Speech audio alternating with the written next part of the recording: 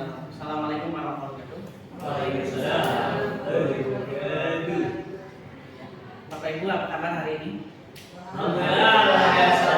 Tetap semangat. Biar lebih semangat kita pakai gerakan ya. Alhamdulillah, luar biasa, tetap semangat. Allahu Akbar. Gimana? Ada yang mau siap? Alhamdulillah, luar biasa, tetap semangat. Allahu Akbar. Sekali lagi ya. Bapak Ibu, apa kabarnya hari ini? Alhamdulillah, luar biasa. Tetap semangat. Allahu Akbar. Oke. Ya, pada kesempatan hari ini saya ingin menyampaikan praktek atau pengalaman penerapan budaya positif di lingkungan sekolah. Kegiatan ini merupakan kelanjutan dari kegiatan pendidikan bergerak yang saya ikuti angkatan 9. Ya, sebelum masuk menyaksikan tayangan, kira-kira dari tayangan ini apa yang bisa diambil pelajaran?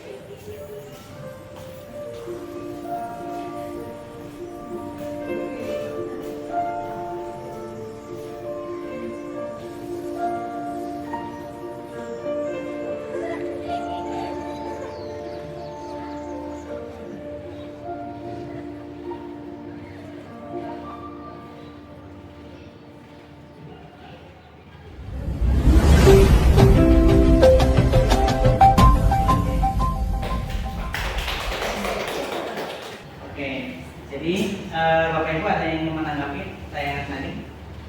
Ini saya melihat reviewnya dari video-video apa namanya diseminasi juga ya. Tapi kalau di SD ini sangat menyentuh hati anak-anak. Jadi dengan kejadian ini yang tentang video tersebut itu bisa ya mungkin karena cocok seusianya. Nah kalau tingkatannya anak SMK mungkin permasalahannya yang berbeda.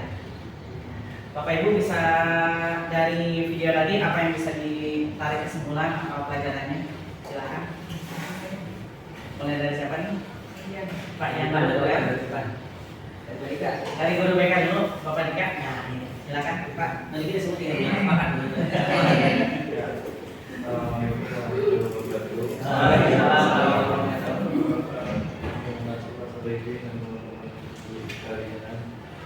Dari yang saya lihat itu tadi dan animasinya juga cukup rumit buat dari jalan ceritanya pun dia tadi sampaikan ke kalau anak SD cukup cocok. Nanti teman-temannya nanti kalau untuk SMK biasanya akan lebih ngena itu nanti di film-film yang begitu Pak. Film-filmnya yang biasanya ada kisah orang tua juga ya. Ada Biasanya. orang tuanya. Karena emang lebih relate masalah di SMK, apalagi SMK kita lebih relate itu permasalahannya dibully itu karena memang lingkungan dari keluarga dan lingkungan di rumahnya juga ada yang kurang mendukung sehingga masalah itu dibawa ke sekolah akibatnya nanti anaknya tidak fokus belajar dan akhirnya ya ada dampaknya ke teman-temannya adanya tabu juga terus jadi makin tingkat stresnya makin tinggi juga. Jadi poinnya tadi yang disampaikan Pak Dika kurang lebih kalau jenjang semakin tinggi jenjang anak tidak permasalahannya semakin kompleks dan ternyata korban bullying juga merupakan korban dari ketidaknyamanannya di rumah. Oleh karenanya kita awali dengan materi hari ini, kita awali dengan topiknya adalah membuat sekolah menjadi rumah kedua. Itu rumah yang aman, nyaman untuk peserta didik. Latar belakangnya sekolah ini sudah sebagai merupakan sekolah rumah kedua bagi peserta didik, juga mungkin bagi kita Bapak Ibu pendidik juga tenaga pendidikan karena sebagian besar waktunya kita habiskan selama di sekolah. Kemudian diharapkan mampu menciptakan suasana belajar yang nyaman, aman, dan representatif serta ramah anak. Budaya positif yang bersumber dari nilai-nilai pendidikan yang diyakini warga sekolah perlu dikuatkan melalui semangat kolaborasi dalam menyusun keyakinan jelas. Budaya positif yang sudah ada akan dikuatkan jika dilaksanakan secara konsisten dan berkelanjutan, tentunya akan menjadi budaya sekolah atau ciri khas unggulan sekolah. Bapak Ibu, dalam melaksanakan budaya positif ini tentunya adat, budaya, kebiasaan, nilai-nilai, norma yang ada di setiap negara berbeda. Nah, kita dari negara Indonesia, kemudian dari lebih kecil lagi dari Jawa Barat, Cirebon, ya, kemudian dari daerah Kedaung dan seterusnya, masing-masing memiliki keunikannya di daerahnya, memiliki tradisi, memiliki kebiasaan yang berbeda satu dengan lainnya. Nah, oleh karenanya itu masuk ke dalam kodrat alam, di mana tempat kita dilahirkan itulah yang akan membentuk kepribadian kita. Kemudian anak-anak yang tumbuh masa kini dengan masa lalu, ya zaman kita masih anak-anak juga tentunya berbeda. Itu juga turut serta dalam membangun nilai-nilai positif yang ada di dalam diri pribadi mereka. Itu disebut sebagai kodrat zaman. Jadi setiap anak membawa dua kodrat alam dan kodrat zaman yang berbeda satu sama lain. Tujuannya dari pelaksanaan sejarah ini adalah menguatkan dan menginternalisasikan budaya positif yang bersumber dari nilai-nilai kebajikan yang diyakini oleh warga sekolah agar menjadi budaya atau ciri khas unggulan sekolah.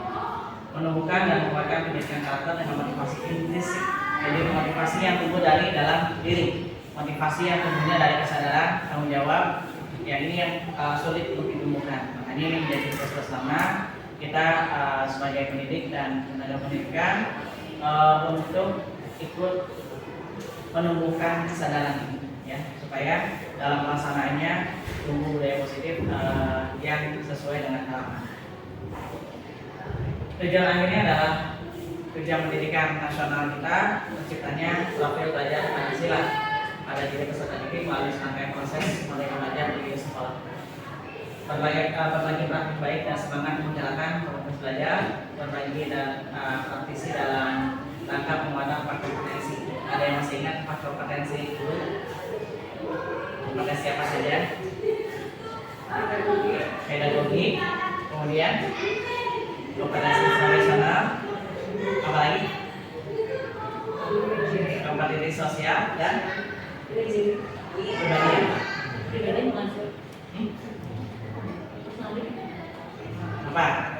Empat kompetensi guru.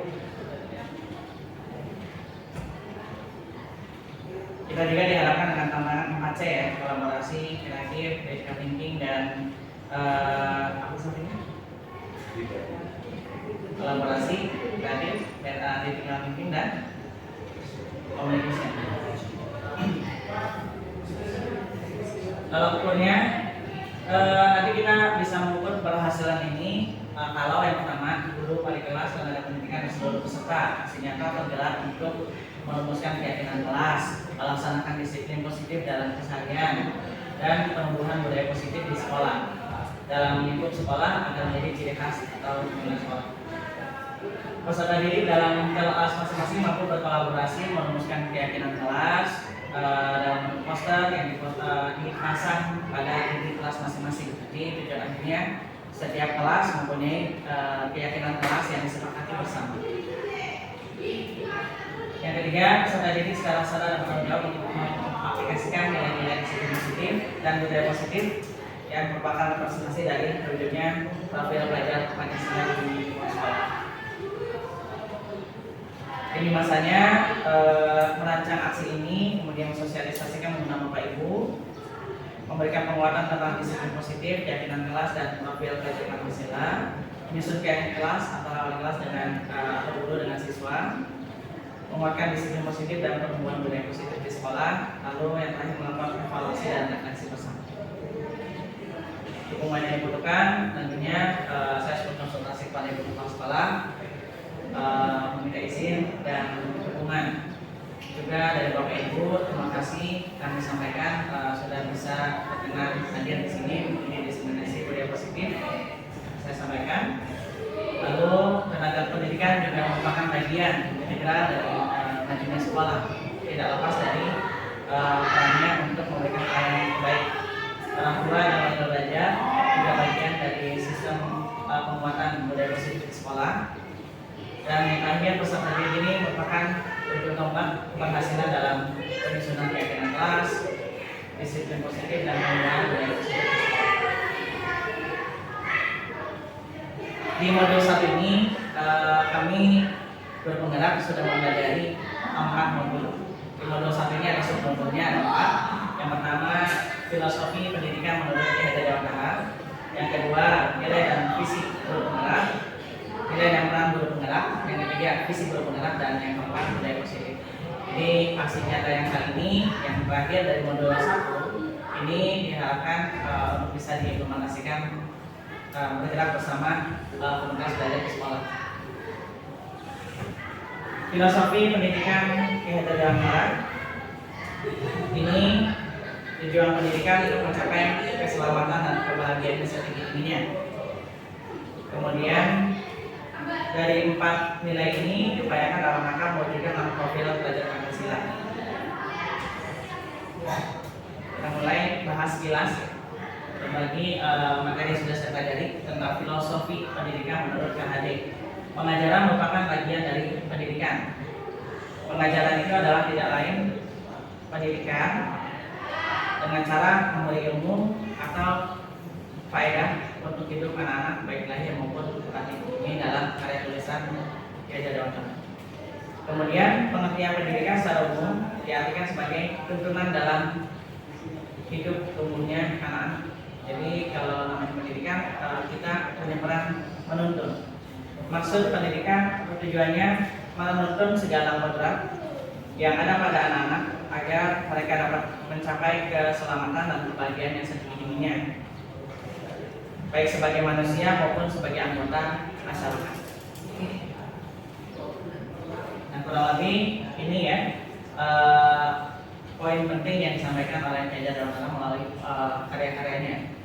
Jadi filosofi dasar pendidikan ini yang mengilhami kita kembali kepada pemikiran KHD pada awalnya yang kita kenal dengan gerakan tiga semboyan 3 ide ya. Apa saja yang semboyannya Kiai Darul Alam? Ingasa Saudara, Iman Mangkasa, kalau Tutur Yahya kan sudah dikenal dan menjadi logo dari Kementerian Pendidikan, Kebudayaan, Riset dan Teknologi. Nah, kemudian dari sini kita KHD mengumpamakan kita sebagai guru itu ibarat seorang petani. Seorang petani itu punya tugas menanam bibit. Nah, bibit itu akan tumbuh. Tentunya jika dituntun ya oleh seorang petani tadi. Kalau diurus, kalau tidak diurus, ya dia tidak akan berkembang baik. Kemudian setiap benih itu sudah punya kodratnya masing-masing. Tidak mungkin kita menanam bibit padi yang tumbuh jagung dan seterusnya. Jadi karena dia sudah memiliki kodratnya masing-masing, tugas kita hanya mengarahkan, menyiapkan. Kemudian sebagai petani berarti harus menyiapkan tanah yang baik, menyiapkan pupuk, menyiapkan persediaan air yang baik, ya. Kemudian dan setiap hari ditengok ya, supaya bisa dipantau perkembangannya. Saat musim panen tiba, madolan nanti akan diperoleh hasil dari menentunya, atau kalau kita dulu berarti hasil dari mendidik di siswa-siswa. Kemudian kodrat alam dan kodrat zaman. Setiap anak kalau selain dari faktor genetis, mereka juga memiliki kodrat alam dan kodrat zamannya masing-masing. Kodrat alamnya itu bergantung pada di mana dia tinggal dan seterusnya ya. Kodrat zaman berarti pada kaitannya dengan waktu, kapan mereka lahir. Nah, kemudian dan pada saat mereka lahir itu apa saja yang sedang terjadi di dunia ini. Jadi itu pengaruh juga ke perkembangan peserta didik dalam mencapai tujuan pendidikan. Setiap anak sudah memiliki kodratnya itu ada yang kodrat baik, ada yang kodrat buruk. Nah, tugasnya pendidikan itu adalah menebalkan kodrat baik dan menyamarkan kodrat buruk. Setiap anak sudah punya tabiat baik dan buruknya masing-masing. Nah, tugasnya pendidikan itu tadi menguatkan yang baik-baiknya, menyamarkan yang buruknya, karena setiap orang sudah punya potensi. Nah, lalu dan dari dasar itulah anak-anak itu tidak boleh kita anggap seperti kertas kosong. Ini namanya tabula rasa ya. Jadi bukan kertas kosong, artinya setiap anak itu sudah punya modal pendidikan dari sebelumnya. Anak yang masuk TK sudah memperoleh pendidikan dari orang tuanya, pendidikan di rumah. Ketika anak masuk usia SMP, bukan berarti dia tidak mengerti apa-apa, tapi dia sudah punya modal sebelum-sebelumnya, ya. Jadi setiap anak tadi sudah punya modal, dan modal itu dikuatkan dengan pendidikan, kelas pendidikan di sekolah. Jadi kalau kita mengembangkan anak ini tidak mengerti sama sekali, apalagi di zaman sekarang yang teknologi informasi berkembang cepat, semua bisa mengakses. Kadang-kadang kita sebagai guru ketinggalan beberapa hanya lebih cepat beberapa detik atau beberapa menit saja dari siswa mempelajari sesuatu, karena semua informasi sudah bisa diakses secara bebas. Dan sekarang kita bisa belajar di mana saja, kapan saja, dan dengan siapa saja. Lalu yang terakhir, kalau pendidikan ini dilaksanakan dengan penuh keyakinan dan tanggung jawab, maka akan terbentuk budi pekerti yang luhur. Nah, ini harapannya adalah generasi pendidikan di Indonesia ini melahirkan generasi yang unggul, berbudi pekerti, dan yang dilakukan dalam profil pelajar Pancasila.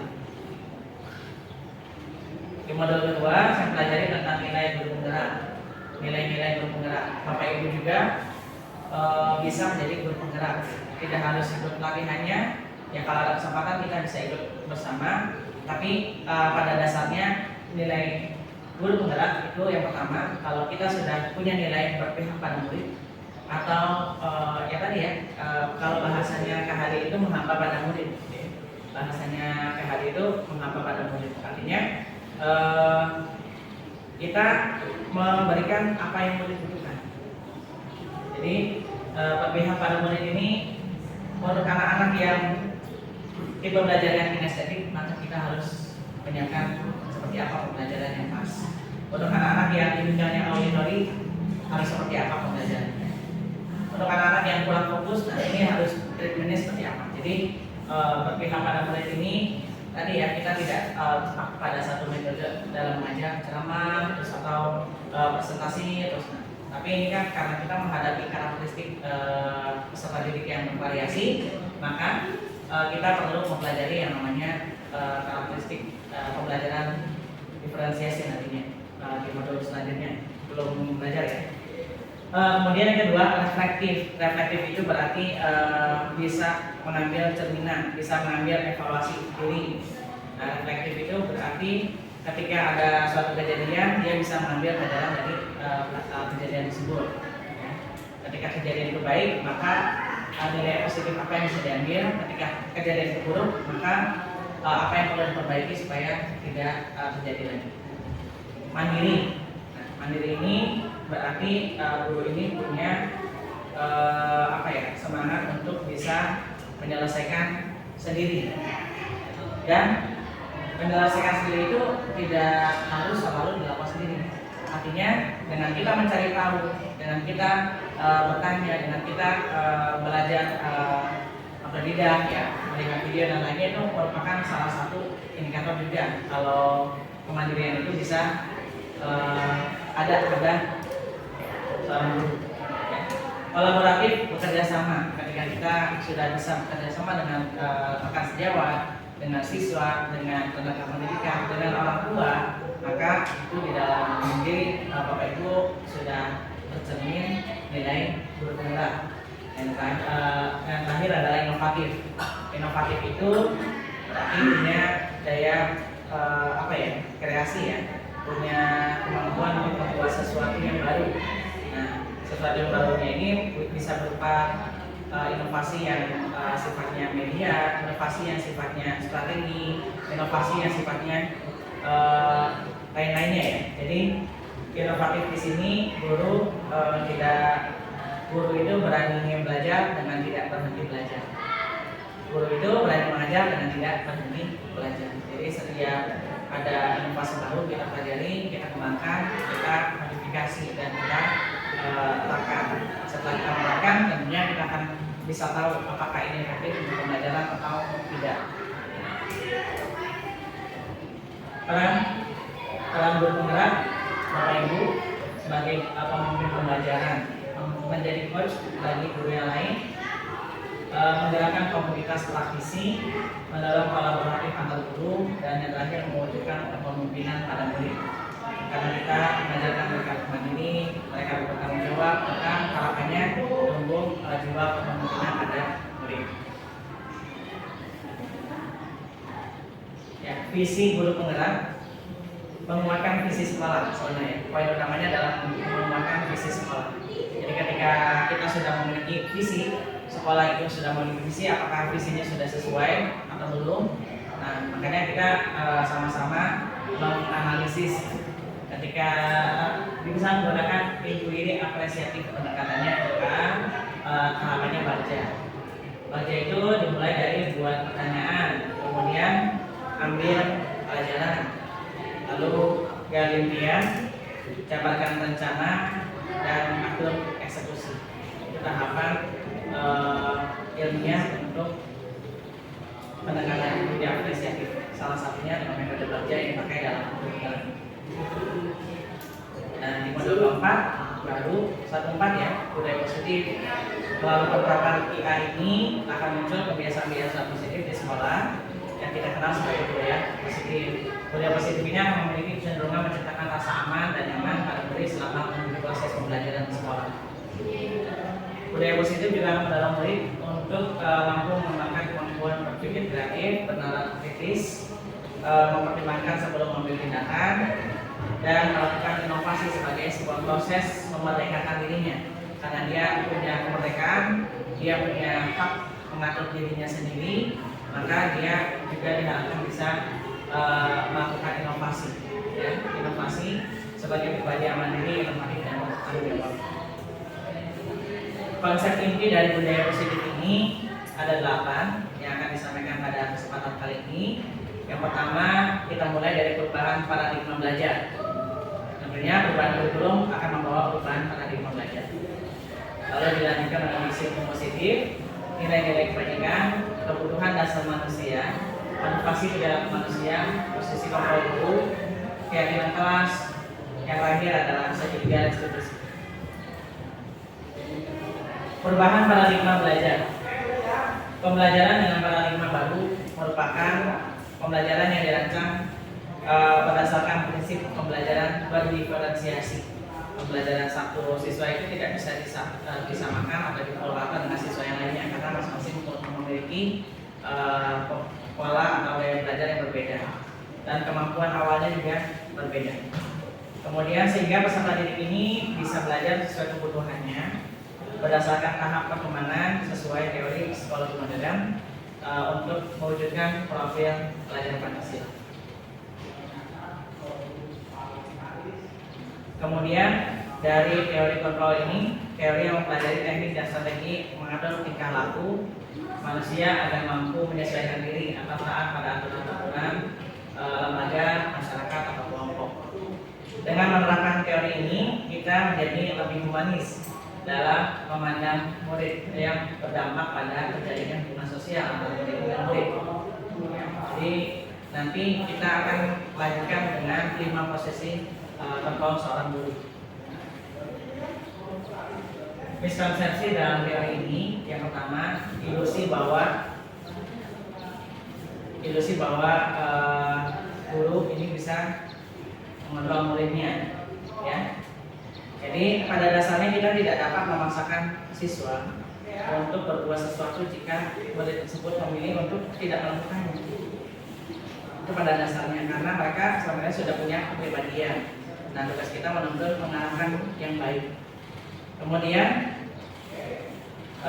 saat bentuk kontrol guru ini menjadi kebutuhan dasar yang jadi murid tersebut, barulah nanti dia bisa melakukan. Jadi kalau kita beranggapan bahwa kita bisa mengajar murid itu salah satu miskonsepsi yang pertama dari teori ini. Yang kedua, ilusi bahwa semua penguatan positif efektif dan bermanfaat. Penguatan positif atau rujukan adalah bentuk-bentuk dari pengaturan kontrol. Segala usaha untuk mempengaruhi murid agar mengulangi suatu perilaku, kemudian adalah sesuatu yang perlu ditinjau kembali. Jadi dari pernyataan ini semua penguatan positif, efektif dan bermanfaat. Tentunya tidak semua, karena bisa jadi dengan kita selalu memberikan penguatan positif dan rujukan, gitu ya, kesadaran justru tidak timbul lebih cepat. Nah, justru nanti akan berdampak pada gagalnya penumbuhan ilmu tertinggi karena semuanya dilakukan melalui penguatan, ya. Jadi artinya belum tumbuh kesadaran, tidak dibangun kesadaran. Lalu yang ketiga, ilusi bahwa kritik dan membuat orang merasa bersalah dapat menumbuhkan karakter. Kadang-kadang kita dalam penyelesaian kasus siswa kita buat jatuh mental psikologi mereka. Nah, cara ini tidak selalu efektif. Nah, cara ini juga justru nanti bertentangan. Justru ini akan membentuk kegagalan dalam pembentukan karakter. Karena mereka dijatuhkan mentalnya, dijatuhkan psikologinya, lalu sampai akhirnya nanti mereka dibuat merasa bersalah atas tindakannya. Nah, kadang-kadang kita sulit mengidentifikasi bahwa mereka melakukan suatu perilaku yang salah karena seringkali guru juga cukup dengan suara halus membisikkan sesuatu yang benar. Nah, ini akan lebih benar, gitu ya. Jadi kalau kita dalam kondisi mental mereka seperti itu, kita bisikkan sesuatu yang jelek, maka itu yang akan selalu mereka ingat. Kemudian ilusi bahwa orang dewasa memiliki hak untuk memaksa. Banyak orang dewasa yang percaya bahwa mereka memiliki tanggung jawab untuk membuat murid-murid melakukan hal tertentu. Apapun selama itu bisa diterima, ya. Ini nanti bisa kita ukur dari tercapaian kinerjanya. Nah, perilaku memaksa ini tidak akan efektif dalam waktu panjang. Akhirnya segala sesuatu tugas kalau dilakukan dengan paksaan itu mereka menjalannya tidak ada tanggung jawab. Artinya kalau mereka mengerjakan tugas karena dipaksa, kalau tidak mengerjakan nanti tidak dapat nilai dan seterusnya, maka tidak ada proses penumbuhan murid-murid di sana. Oke ya. Ini tahapan-tahapan pengumuman stimulus respon menjadi teori Pavlov. Yang pertama, realita bahwa kebutuhan kita sama, nyatanya kebutuhan kita berbeda satu sama lain. Semua orang melihat hal yang sama, setiap orang memiliki gambaran yang berbeda. Ini dalam dua perspektif. Kemudian kita mencoba mengubah orang agar berpandangan sama dengan kita berusaha memahami pandangan orang lain tentang dunia. Dengan kita menggunakan teori ini, teori Pavlov ya, tentunya kita akan lebih bijaksana nantinya. Tapi tadi ada beberapa miskonsepsi yang tadi dari mana nih. Kemudian ini ya, selebihnya sebagai gambaran.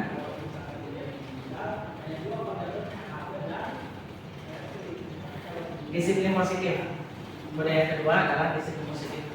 Tujuan dari disiplin positif ini menanamkan motivasi yang pada murid-murid, yaitu menjadi orang yang mereka inginkan dan menghargai diri dengan nilai-nilai yang mereka percaya. Sebagai pendidik, tujuan kita hanyalah untuk menciptakan anak-anak yang memiliki disiplin diri sehingga mereka bisa berperilaku mengacu pada nilai-nilai kebajikan universal, memiliki motivasi intrinsik, bukan ekstrinsik, bukan dorongan dari luar, tapi dorongan dari dalam. Karena dia merasa betul dan dia harus berubah, maka pola ini akan lebih cepat untuk tujuan pendidikan ini bisa tercapai.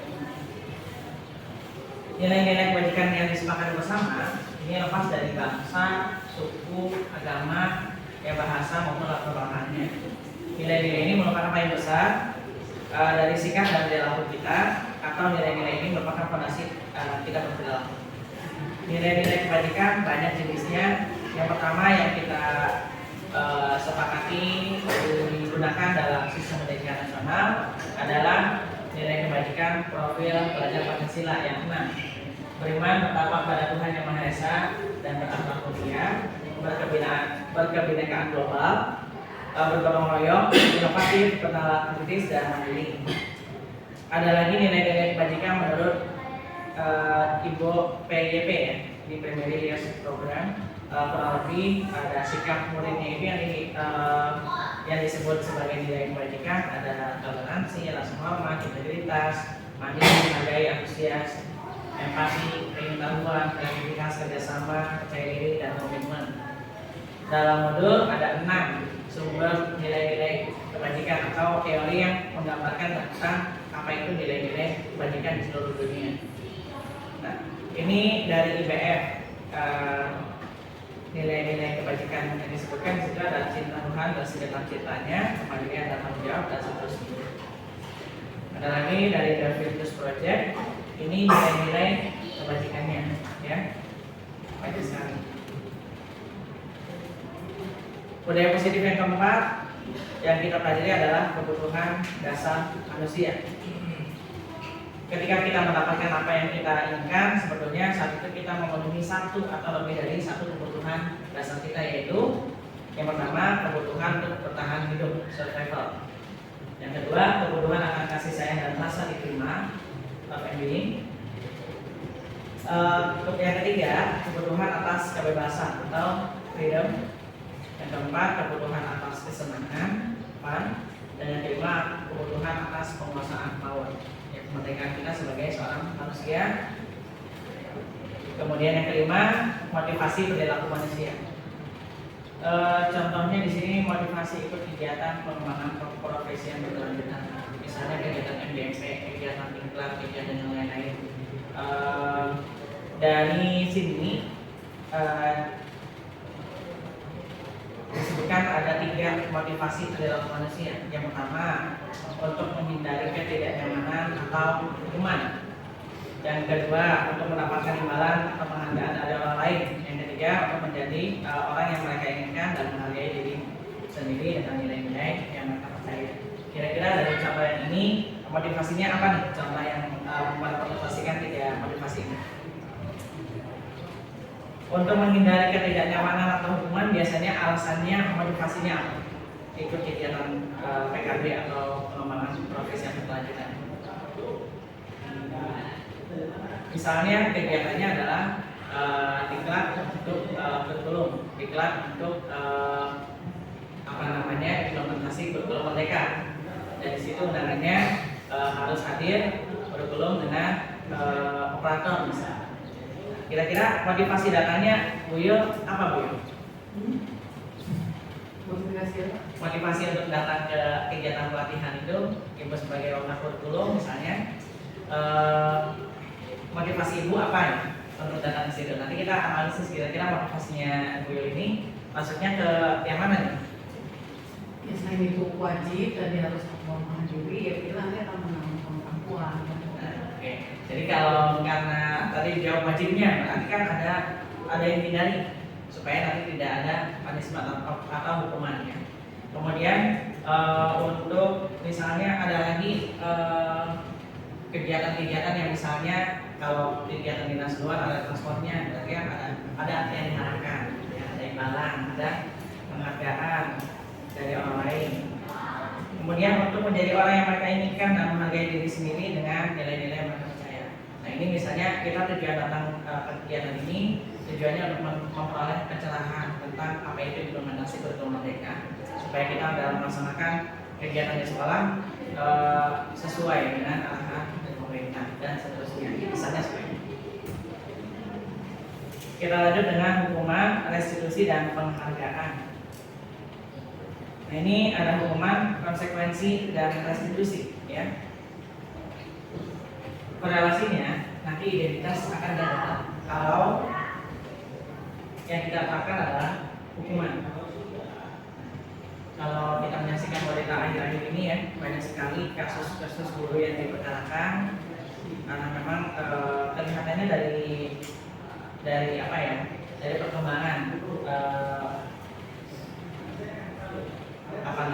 materi-materi pendidikan di kita ini ada penyesuaian kembali ke nilai dasar dari filosofi pemikiran KHD, ya. Jadi di sini sesuatu yang menyakitkan harus terjadi hukuman misalnya ya. Kemudian tidak nyaman untuk murid atau anak menjangka waktu panjang tanpa mendapatkan keadilan, murid atau anak akan disakiti. Ini contoh realnya aja, misalnya ada kasus anak membawa apa ya?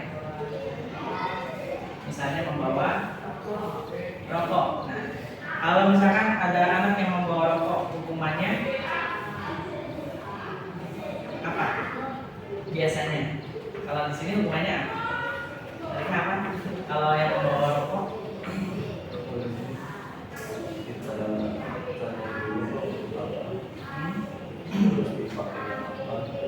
nah kalau yang seperti ini nanti sudah masuk ke restitusi. Punya dia.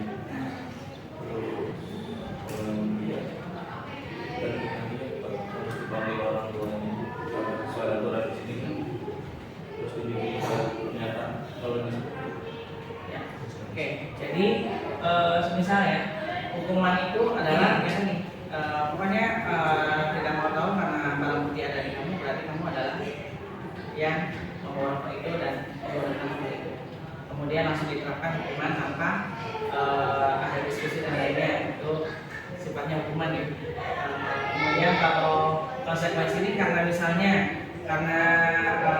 yang bersangkutan dia ada perjanjian dengan orang tua misalnya, kalau sekali dipanggil misalnya ada pengurangan uang jajan dan seterusnya, itu bagian dari konsekuensi yang tidak ada hubungannya dengan kejadian itu sebenarnya, konsekuensi. Kemudian ada lagi restitusi. Restitusi itu tadi ya, jadi pendekatannya lebih mendalami satu kasus gitu. Jadi harapan dari semua ini sebenarnya nanti ranahnya kita ini tidak boleh langsung menghukum siswa, harus hanya terlebih dahulu di restitusi. Jadi praktek restitusi ini akan kita laksanakan. Ini materinya banyak ya. Ini restitusi, kelebihan dan perbedaannya gitu. Kemudian posisi kontrol guru ada 5. Ada penghukum, ada pembuat rasa bersalah, ada sebagai teman, sebagai pemantau, dan sebagai manajer. Ya. Misalnya gini, kalau misalkan ada yang datang terlambat, ya, ada yang datang terlambat, kemudian si A datang terlambat, lalu si A diberikan hukuman untuk mencabut rumput liar misalnya. Itu maksudnya berarti guru tersebut memainkan posisi sebagai apa? Penghukum.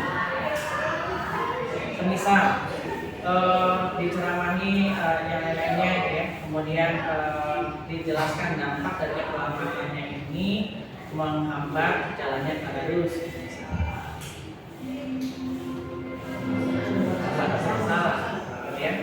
Jadi sama halnya ketika ada guru yang tidak masuk, kemudian ada guru pengganti.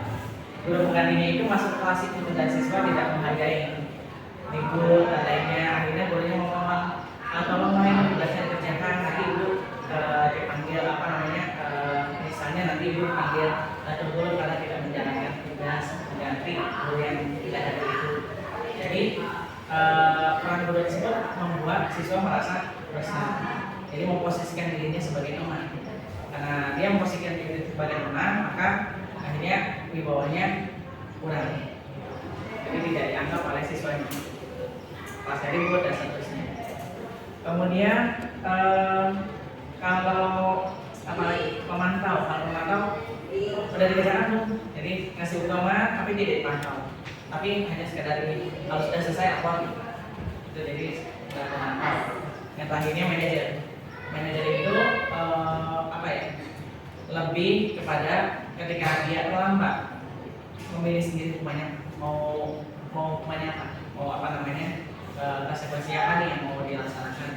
Nah, jadi setelah ditanya dalam pendekatan restitusi tadi, akhirnya kalau punya sisi manajer maka dia menanyakan kesanggupannya untuk mengerjakan apa.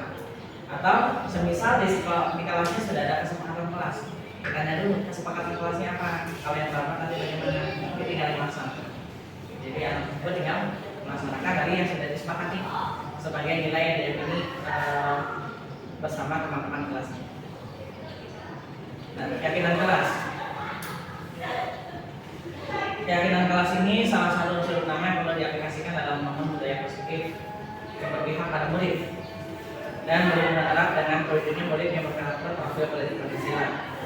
Dalam mengusut keyakinan kelas ada beberapa hal yang perlu diperhatikan. Yang pertama, sifatnya abstrak, bukan rinci atau konkret. Jadi sifatnya umum, luas ya. Lalu yang kedua, berupa pertanyaan universal. Yang ketiga, dibuat dalam bentuk kalimat positif. 4. Tidak terlalu banyak agar mudah dipahami dan mudah diingat. 5. Aplikatif. 6. Semua warga kelas ikut berkontribusi dalam penyusunannya. Yang 7. Perlu ditinjau kembali dari waktu ke waktu. Jadi poinnya ini Bapak Ibu wali kelas terutama kemarin yang 5 orang wali kelas sudah dengan Wani ya untuk diseminasinya. Yang terdekat dengan hari ini adalah hari Senin kemarin kami kembalikan tanggung jawab untuk pengumpulan HP di kelas masing-masing. Itu salah satu poin kecil saja yang nantinya akan disepakati di kelas. Selebihnya, semisal nanti ada jam kosong, maka kesepakatan kelasnya harus bagaimana supaya tetap kondusif, ya. Kemudian bisa dimulai dari sini ya, bisa dimulai dari batasan-batasan ini. Kalau yang namanya kesepakatan kelas itu gambarannya kayak kalau kita misalkan setiap upacara mendengar ada jadi belajar, itu kan simpel, ya, universal, sifatnya umum. Nah, jadi itu. Jadi kalau bisa apa ya? Nanti poin-poinnya itu juga umum, tidak rinci. Ya. Perinciannya ya nanti disepakati. Nanti karena misalnya karena terlambat berarti dia sudah melanggar keyakinan kelas, yaitu tepat waktu dalam segala hal. Tepat waktu dalam segala hal. Misalnya itu kan sudah umum sekali. Tepat waktu dalam segala hal. Atau tidak menunda-nunda suatu pekerjaan dan seterusnya. Itu nanti baru ketika ada terjadi pelanggaran, nanti konsekuensinya bagaimana, ya. Kemudian yang terakhir adalah materi tentang segitiga restitusi. Jadi segitiga restitusi ini salah satu metode penyelesaian masalahnya. Yang pertama, kita stabilkan dulu identitas, ya. Kita stabilkan dulu identitas, kita tanya alasan-alasannya kenapa sampai melakukan kesalahan, dan kemudian validasi tindakan yang salah sampai mereka menyadari sendiri kesalahan mereka itu apa sih. Kemudian kira-kira akar masalahnya apa, kenapa bisa terjadi sampai seperti itu. Nah, lalu nanti dibangun kesadarannya, membangun keyakinannya. Jadi membangun keyakinan itu bisa dengan cara apa ya? Ya nanti akhirnya siswa akan berikhtiar untuk berubah, dan tidak mengulangi perbuatan yang sama. Gitu. Jadi dari penyelesaian segitiga restitusi.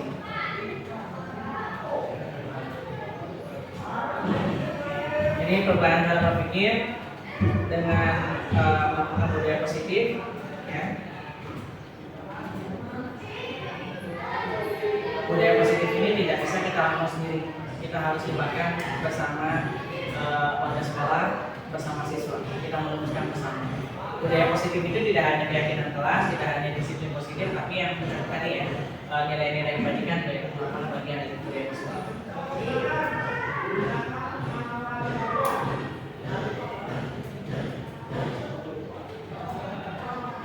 Oke, materi yang disampaikan kiranya cuma itu ya. Selebihnya kita coba simulasikan beberapa contoh kasus dan kita coba apa ya, cari penyelesaiannya. Kita mulai dari contoh keyakinan kelas. Keyakinan kelas itu kan tadi dibangun dengan cara apa dulu tadi? Menggali peraturan-peraturan yang berlaku di kelas. Contohnya Mas Haji, kalau di kelas itu yang disepakati apa? Yang pertama, misalnya hal penting yang harus disepakati di kelas itu apa ya?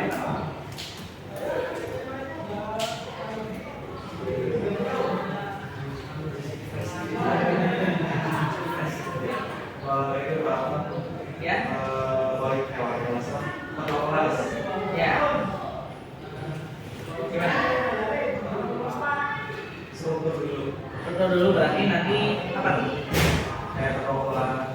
Kelas, terus pembagian tugas.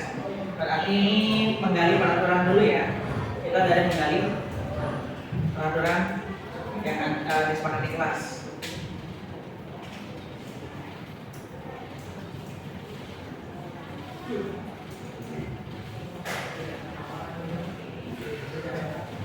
Pertama berarti ada struktur organigram ya, kepengurusan kelas. Kira-kira apa yang mau dinarasikan di sini? Yang mau dinarasikan di sini setiap siswa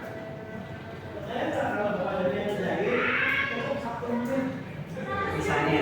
Nanti kan dari sekian banyak kita rumuskan, kita ringkas itu. Jadi yang namanya keyakinan kelas itu tidak detail, tapi universal global. Setiap siswa memiliki tanggung jawab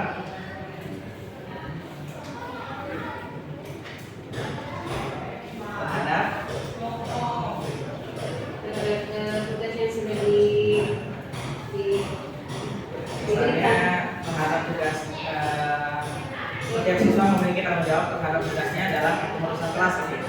Nah, contoh dulu. Kemudian apa lagi? Kebersihan.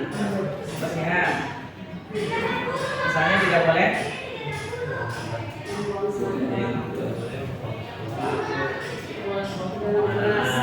apa lagi? Apa lagi? Tidak boleh berkata kasar. Apa lagi? Yuk, sampai 6 ya. Tidak ribut ketika belajar. Tidak ribut. Apa lagi?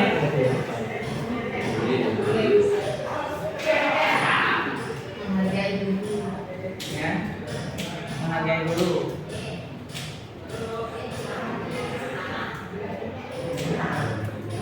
Apalagi? Contoh biasanya yang pelanggaran-pelanggaran yang sering terjadi di kelas, tidur atau datang terlambat atau keluar Ya, belakang ada gitu ya. terlambat Pak. Setuju, terlambat. Kita harus. Ya, ya. Apa nih? Siapa nih? Tidak boleh terlambat gitu ya. Iya. Tidak boleh terlambat masuk kelas gitu ya. Oke, ini baru tahapan pertama. Jadi pertama nanti Bapak Ibu bisa mempraktekkan di kelas. Pertama gali dulu semua unek-unek kira-kira apa nih yang perlu diatur di kelas. Kemudian yang selanjutnya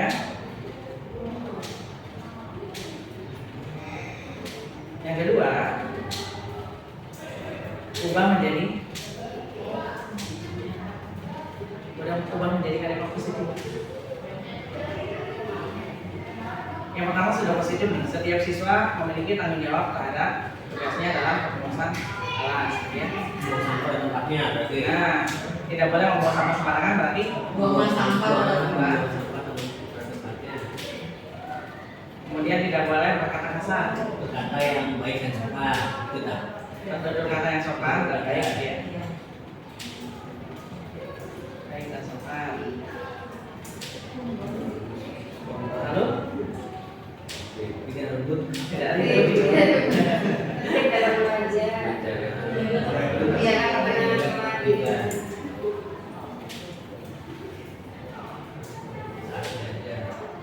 Ya, ini sudah positif ya. Terus tidak boleh lambat masuk kelas. Tepat waktu berarti. Disiplin termasuk Disiplin waktu. disiplin waktu dalam Kehadiran. Kehadiran. dan udah gitu aja.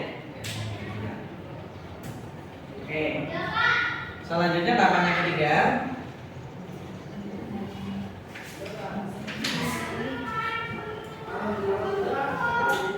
Jadi nilai kebajikan.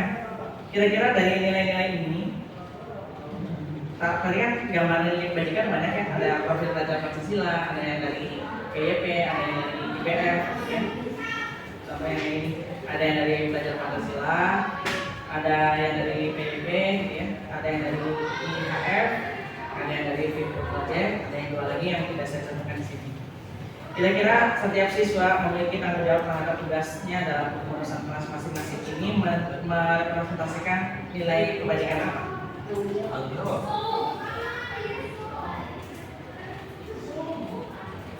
Kemudian yang kedua, Peduli terhadap lingkungan gitu. rasa peduli. Yang ketiga, Santun. santun. Empat,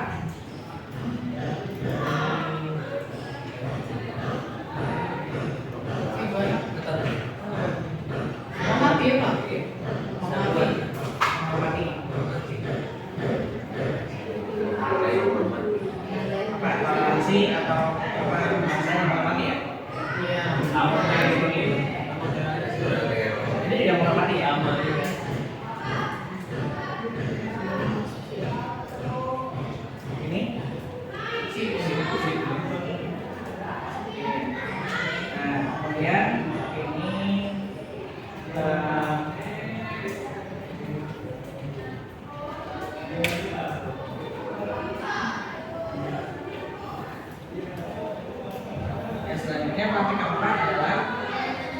kegiatan pendalaman keyakinan kelas tampak seperti atau tidak tampak seperti ini.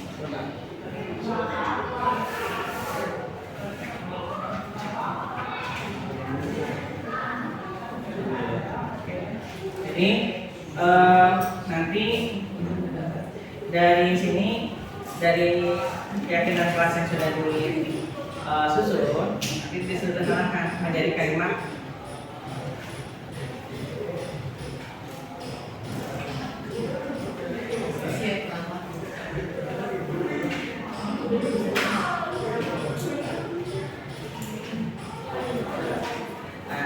Jadi di sini dari contoh yang ada nih disepakati menjadi nilai keyakinan kelas.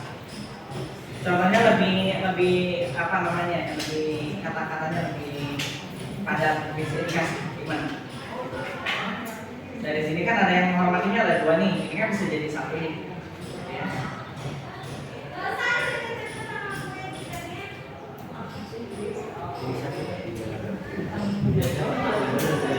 Kelas dengan memperbaiki itu ya sedang mengajar gitu. Belajar, bukan juga.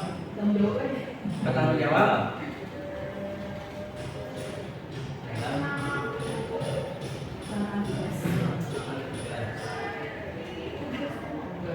Bertanggung jawab dalam melaksanakan tugas dan tidak hanya kelas ya, yang lebih luas tadinya.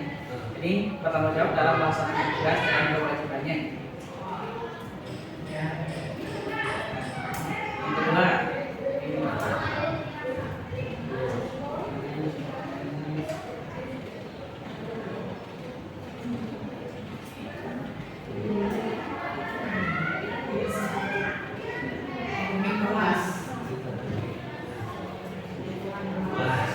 lingkungan dan kenyamanan.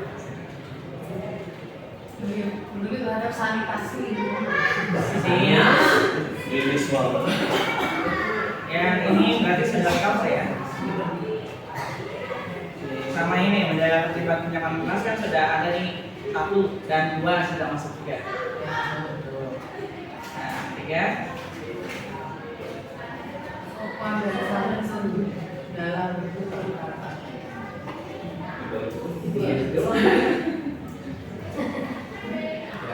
Dalam perilaku aja Pak.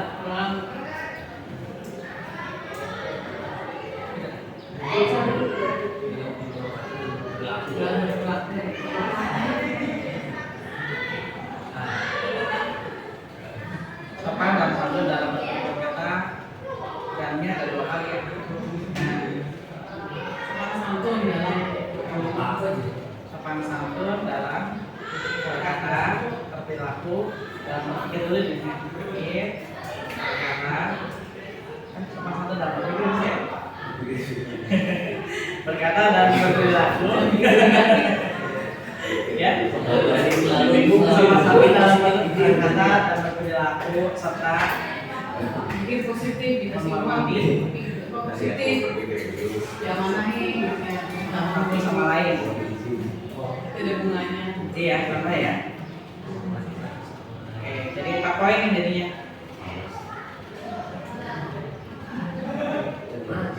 Ya. Itu bisa dari awalnya adalah digali dulu kira-kira pelanggaran-pelanggaran apa yang muncul, lalu kalimat-kalimat yang muncul itu semuanya kita mundur dulu. Nanti kita ubah jadi kalimat positif. Dari kalimat positif itu dijabarkan menjadi nilai kebanyakan apa nih yang mau disilangkan di keyakinan kelas itu. Nah, kalau sudah oke, dicetak dan kan. Jadi begitu. Enggak, tidak ini. Nanti dirancang sama teman-teman di kelas. Yang terakhir saja. Prosesnya nanti bisa dari keyakinan kelas. Keyakinan kelas. Atau budaya positif. Keyakinan kelas. Budaya positif. Agama baru. Kalau keyakinan kelas bagian dari budaya positif. Budaya positif kan jadi sebenarnya pertama seperti penanganan siswa yang bermasalah juga nanti bisa mempraktekkan segitiga restitusi.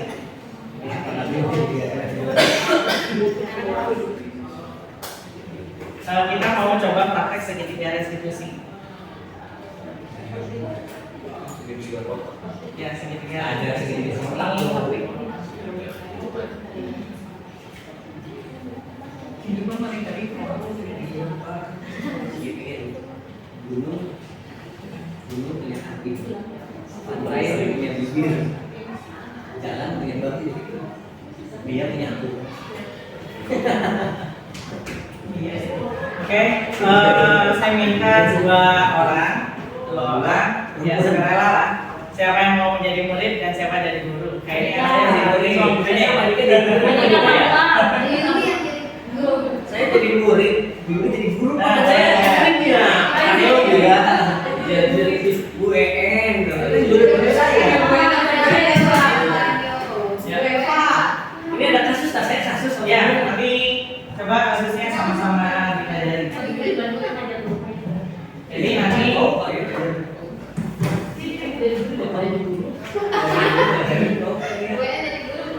ini saya bacakan aja ya kasusnya ya. Ini kasus yang ini adalah Kita lihat alam dari dunia tadi. Ini punya siapa? untuk gurunya. Untuk guru berarti diri. Ini atas Tergantung kasusnya Pak. Harus diberikan.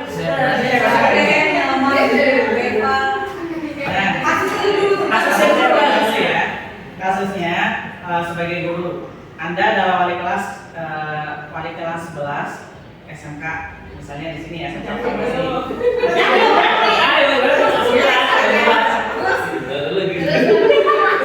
Anda baru saja selesai menghadiri rapat guru dan ingin kembali ke ruang kelas untuk melihat tim piket siang Anda bekerja. Sesampainya di kelas, Anda terkejut karena hanya ada 2 siswa yang piket membersihkan kelas. Anda menyadari bahwa Ciko tidak ikut dalam praktek dalam piket ya, tidak piket.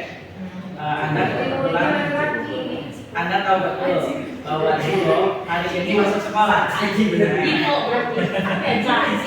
Kemudian Anda bertanya kepada murid-murid yang lain yang sedang piket dan mereka hanya menjawab Ciko tiba-tiba keluar begitu saja dari ruangan kelas dan membawa tasnya. Penasaran dengan hal itu, Anda mencoba mencari Ciko dan menemukannya di warung depan sedang jajan. Anda memutuskan untuk langsung berbicara dengan Ciko saat itu juga. Tugasnya adalah lakukan percakapan restitusi dengan Ciko segitiganya tadi ya. Lagi gak bermuda. Ada yang menugas. Pertamanya nanti Mas berikan komunikasi dulu. Saya berbagi dulu. Saya melimpahkan guru BK katanya. Anda orangnya sibuk, jadi saya nggak karena ada rapat Mas harus tanya ke semua. Ya, jadi nanti tahapannya, kalau Mas tampilkan identitas itu apa yang bisa dilakukan? Yang pertama, berbuat salah itu tidak apa-apa. Tidak ada manusia yang sempurna. Intinya kita tuh ingin solusi dari kejadian ini supaya tidak diulang bagaimana. Nah itu tahapan ketika Mas tampilkan identitas. Lalu validasi tindakan yang salah. Validasi tindakan yang salah itu kamu pasti punya alasan melakukan hal tersebut. Misalnya lagi nggak mood atau misalnya lagi ada masalah sama rekan yang satu piket itu dan seterusnya ya. Nah, kemudian bisa juga ya bisa terlihat kamu merasa senang dengan hal yang kamu lakukan, tapi jadinya merugikan orang lain. Dia senang meninggalkan piket, tapi kan akhirnya merugikan yang lainnya. Jadi itu akhirnya bertenaga ekstra. Kemudian menanyakan keyakinan. Apa keyakinan kelas yang kita percayai? Islam. Ya. Kemudian keyakinan apa yang belum kamu tunjukkan? Apakah tindakan yang mencerminkan dari keyakinan tersebut? Keyakinan kelasnya yang sudah disepakati adalah keyakinan kelasnya ini hormat, bekerja, diterima dan dimiliki. Nah, ini ada penjabarannya. Hormat itu menghormati semua orang dan balas orang lain, ya. Bekerja itu mengerjakan segala pekerjaan atau mengikuti segala kegiatan yang ditugaskan. Lalu diterima dan dimiliki. Jadi nanti bentuk jabaran keyakinan kelasnya nilai kebajikan dulu, baru jabarkan poin yang besarnya kalimat positifnya. Diterima dan dimiliki, saling menerima satu sama lain dan saling betul. Kira-kira kejadian ini masuknya ke yang mana? kerja atau diterima dan memilih. Nanti si Cikonya dia menganalisis sendiri, kira-kira saya belum melanggar yang mana, keyakinan yang mana. Kemudian ini dari sisi gurunya, dari sisi siswanya. Dari siswa Anda adalah Ciko, seorang siswa kelas 10 di SMK Farmasi. Kelas ya, kelas. Pada saat kegiatan belajar mengajar selesai, Anda merasa senang. Anda merasa senang karena bisa langsung pulang ke rumah. Anda sudah bersiap-siap dengan tas Anda. Sebelum akhirnya dua teman Anda menghampiri dan mengingatkan harinya ada jadwal piket. Anda pun teringat dengan jadwal piket dan memutuskan untuk berpartisipasi. Di tengah-tengah Anda membersihkan kelas, Anda merasa bosan, seakan kerjaan ini tidak pernah selesai. Anda akhirnya memutuskan keluar saja dari ruangan pada saat teman-teman Anda tidak melihat. Kemudian Anda berhasil menyelinap keluar. Sebelum pekerjaan Anda selesai, Anda merasa bebas. Sewaktu Anda keluar dari sekolah, Anda memutuskan jajan dulu di warung depan sekolah. Di sana sedang asik menikmati jajanan. Tiba-tiba ada yang memanggil dan itu adalah wali kelas. Nah, beliau meminta waktu sebentar untuk berbicara. Anda mengiyakan dan langsung merasa malu mengetahui apa yang sedang dibicarakan. Ya, tugas siswa di sini adalah melakukan percakapan dengan gurunya, berikan informasi terkait keterangan-keterangan yang yang tadi ditanyakan, yang tidak perlu buat sendiri, sudah disediakan di sini. Ceritakan ini dari sudut pandang sebagai Ciko. Kebutuhan yang Anda penuhi adalah kebutuhan akan kebebasan. Mereka kebutuhan 5 dasar kebutuhan manusia ya. Kebutuhan yang ingin dipenuhi adalah kebebasan. Jika Anda ditanya mengapa ingin melakukan itu, karena bosan saat membersihkan kelas seakan-akan tidak selesai. Keyakinan kelas yang dihilangkan adalah keyakinan kelas nomor 2, yaitu bekerja. Ya. Kemudian jika Anda ditawarkan untuk melakukan instruksi, jawablah dengan iya. Aksi yang dilakukan adalah menjadi penanggung jawab utama piket kelas. Jika akan melaporkan kejadian yang terjadi seputar proses kelas. Jadi untuk kesadarannya dia nanti mau jadi koordinator dan dia siap melaporkan dia tidak ikut piket kelas. Yuk, siapa yang mau coba? Oh, jadi bisa. Ya, Pak Dika sama Sama Aji. Saya jadi siswa. Sama Aji, boleh deh. Saya jadi siswa. Ya. Masa Aji jadi Sorry, BP? ya. Saya bosan jadi guru BK.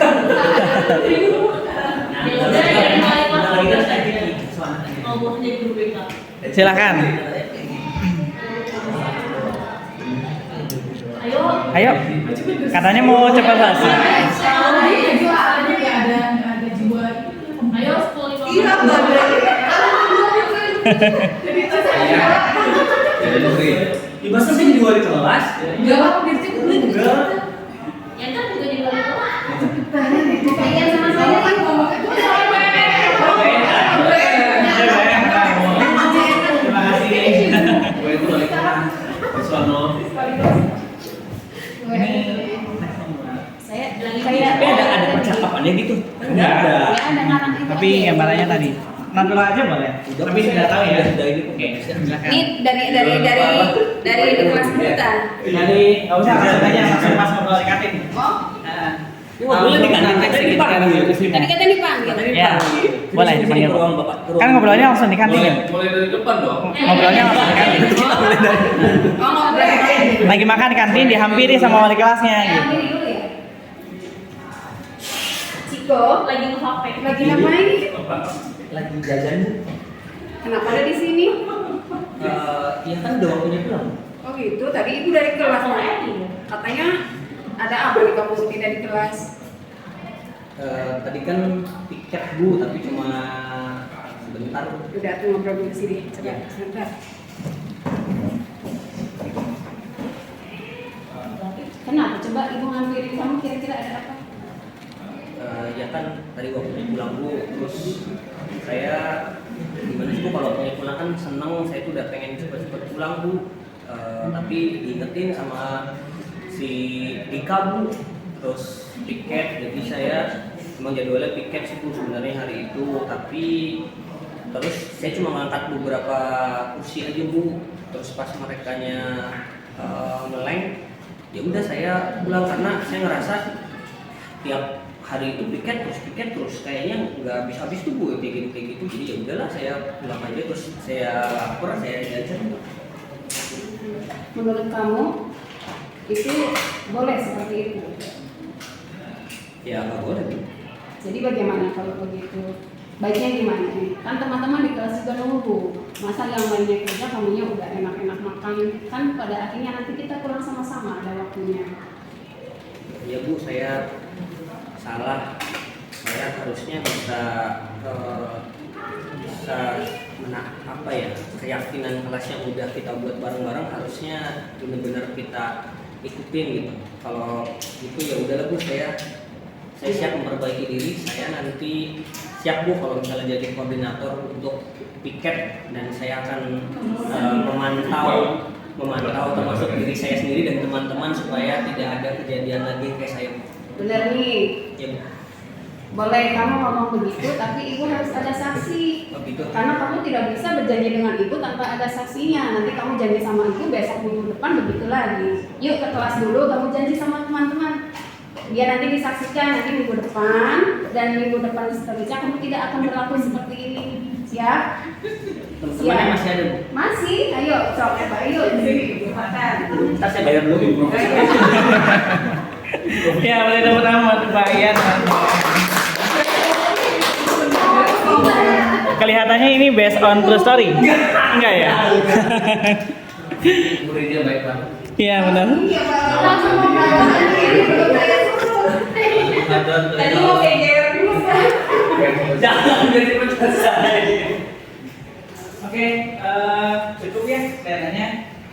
Tadi saya sudah bisa menyimak Bapak Ibu berarti sudah memahami tentang bagaimana nanti kalau terjadi masalah kita gunakan bisa pendekatannya dengan institusi ini, tidak langsung menjudge atau menghakimi kamu salah dan seterusnya. Jadi pendekatan ini yang perlu kita kembangkan. Kemudian kita juga di era Merdeka Belajar saat ini ya mungkin beda dengan era yang kalau menjadi siswa dulu ketika melanggar gurunya memberikan sanksi. Kalau anaknya lapor ke orang tua biasanya malah dimarahi. Kalau sekarang kan beda zaman juga.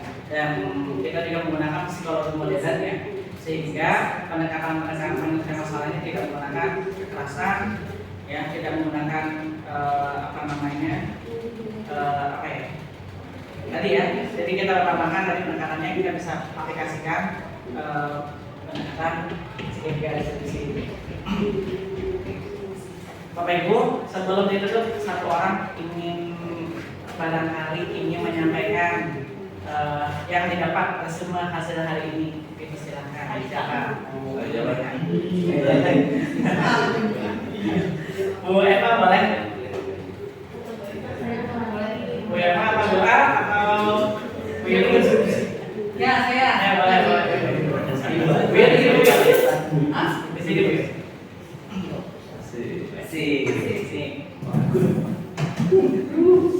Bismillahirrahmanirrahim. Ya, saya sih cuma ini aja ya, Pak. Beberapa disimpulkan berarti dampak positif berarti anak-anaknya berpositif dimulai dari kita dunia yang berperilaku positif gitu ya.